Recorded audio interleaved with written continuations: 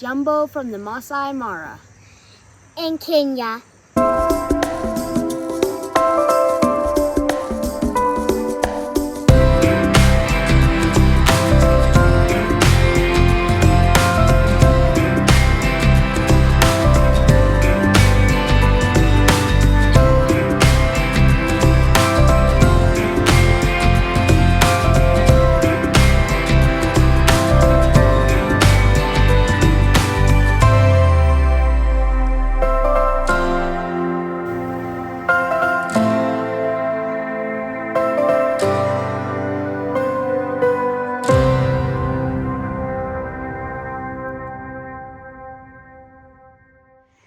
So we are here now at the Mara Bush Camp, where we have been. Tonight will be our third night here. This was our other big spot on safari here in Kenya. So the way the trip has worked so far is we flew into Nairobi, and we first went over to Amboseli National Park, where we spent 3 nights, and then we went and spent one night on a lake kind of in between the two places, and then we traveled on here to the Maasai Mara, which is a massive reserve. And I'm so glad that we got to go to both of those safari spots because they're so different in terrain. They have some different animals, and it's really just a totally different safari experience. Our drivers have been with us the whole time from day one. They were with us in Amboseli and at the lake, so we've really, at this point, gotten to know George and Ken really well. And so we got here a couple of days ago, and this place is amazing. So it's a little bit more rustic than the place we stayed at Amboseli at Tawi.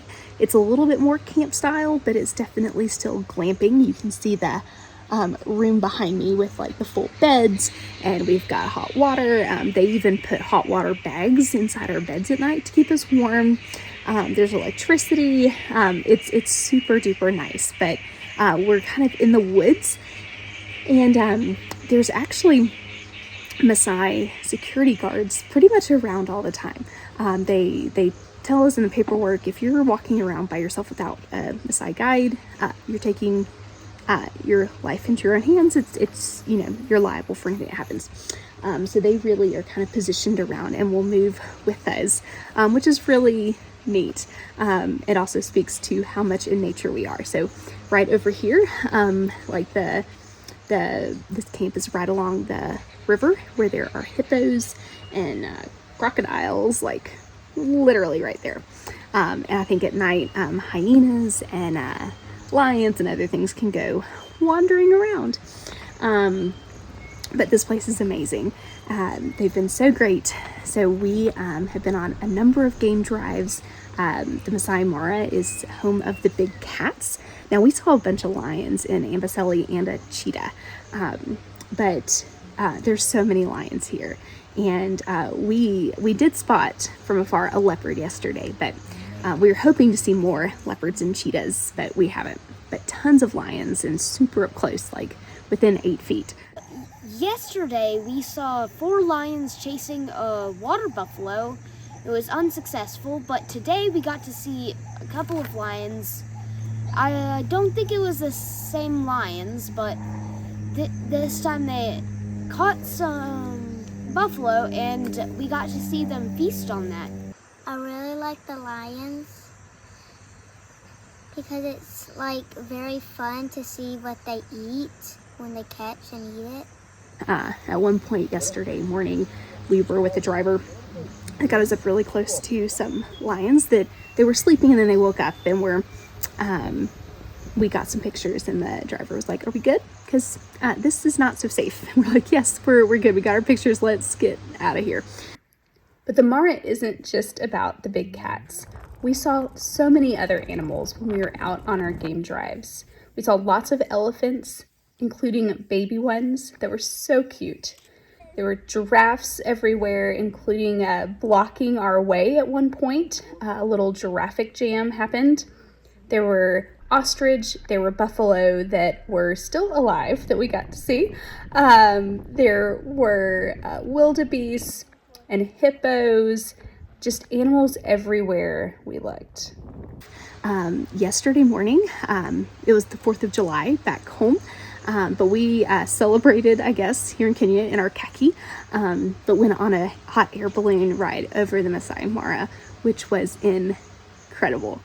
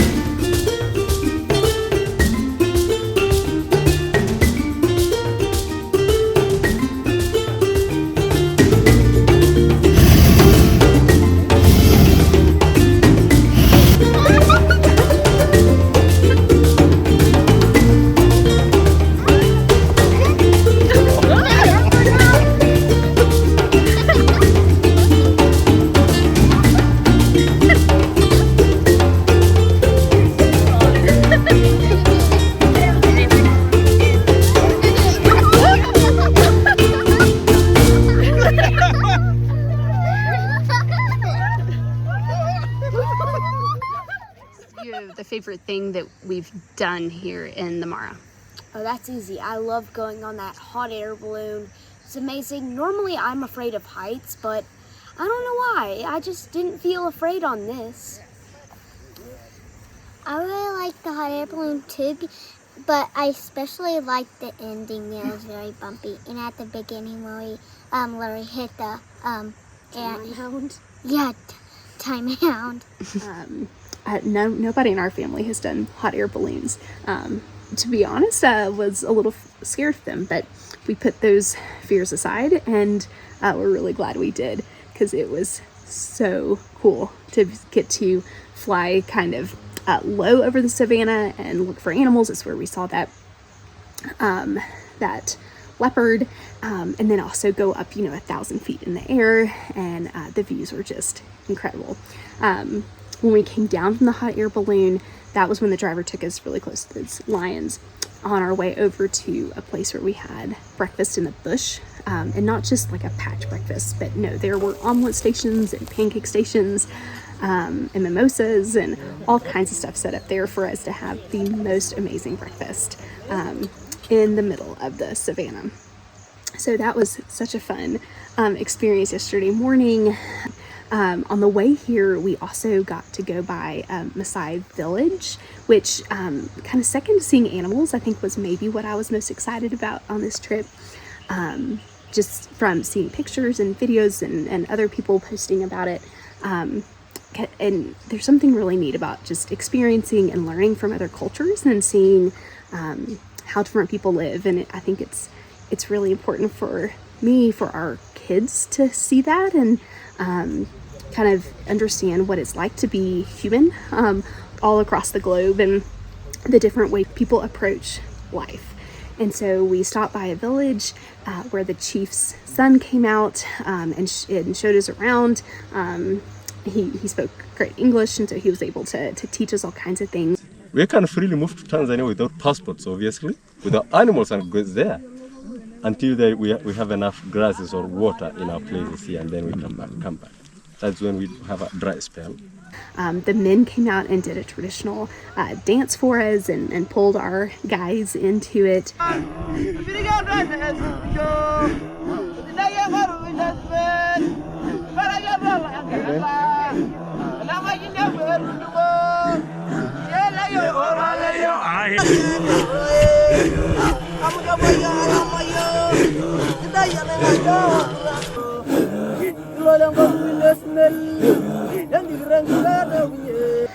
They did their traditional like jumping, which is what the Maasai are well known for. It's I think the higher you can jump, the kind of better off you are in life. Is how you kind of show off for the ladies. How are you at jumping? I wasn't very good at jumping. Ben was pretty good though.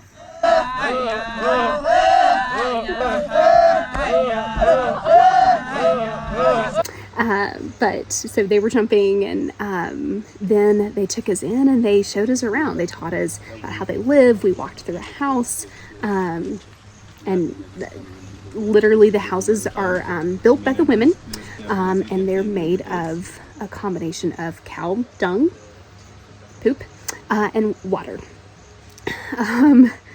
That when it dries, it turns into almost cement. But anyway, it was really neat to see that. They showed us how they make fire and let our kids try to make fire. Claire, did you try to make fire? Yeah. How do the Maasai people make fire? They use a kind of stick and one of these wood things. And you can't, and two people have to work it. You have to one person has to hold on to this, and then one person has to do this. And the Maasai men do it. And then we got to go and meet the women and do a little bit of shopping of like beaded stuff and like a market that they've set up of things that they've made. And so that was just so cool. And I think an experience that we will never forget.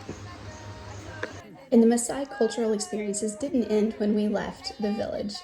At the Mara Bush Camp, in the afternoons, there were Maasai that worked there that would hang out with the kids and do all sorts of fun things with them, from crafts to sports to bushwalks.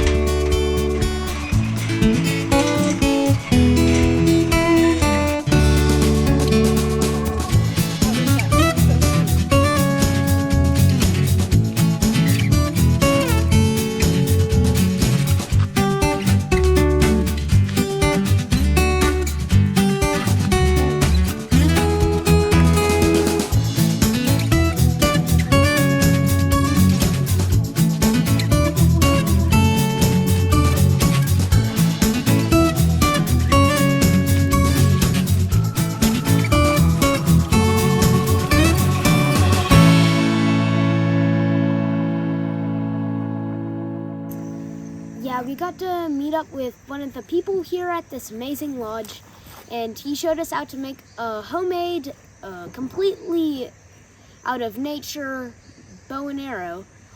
They just used some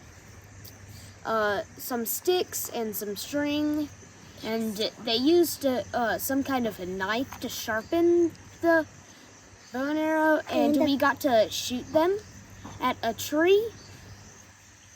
We were pretty good at it. And he had to use this knife for cutting the string. What'd the knife look like? It was kind of like a sword, but not really actually a sword. Perry, what's been the favorite thing that you've had to eat or drink here? Oh, that's tough. Today's duck was really good. I really like the steak. The food at Mara Bush Camp, just like at Tawi over at Amboseli, it's been amazing. We eat our meals in the kind of natural dining area at the lodge. And we had, one day we had a really kind of extra special brunch where the lodge packed everything for us, and our drivers, George and Ken, drove out and found a really pretty place just in the Mara next to a tree where we parked, and we pulled out tables and chairs and tablecloth and pulled out all the food, and there's no people in sight.